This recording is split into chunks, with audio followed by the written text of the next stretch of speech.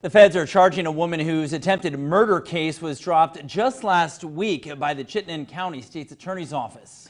Veronica Lewis is being charged with having a gun after being deemed, quote, mentally defective and possessing a stolen firearm.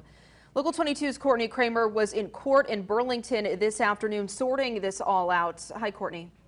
Well, good evening, Glenn and Lauren. U.S. Attorney Christina Nolan said the decision to file the charges now was in the interest of public safety. Veronica Lewis was being held in a psychiatric facility following her arrest. Nolan said her release was bound to happen since the state's charges were dropped, and they didn't want anything tragic to happen.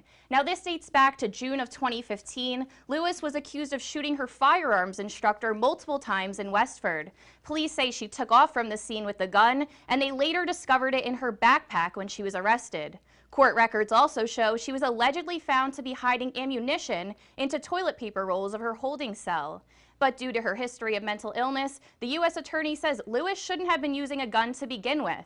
In 2013, a New York court dismissed charges against her because they found her to be mentally incapable. Nolan told reporters this decision has nothing to do with the 3 cases the state dropped last week. This is an independent decision based on facts, law, evidence, public safety and interests of justice, not a critique of the state's attorney's office.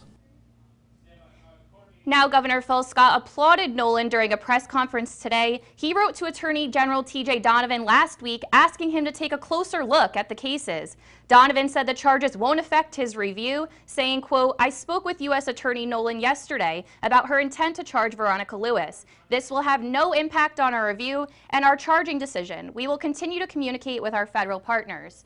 If convicted, Lewis could face up to 10 years on each charge. She's currently in the custody of the U.S. Marshal's Office and is due back in court on Monday. Live in the newsroom, Courtney Kramer, Local 22 News.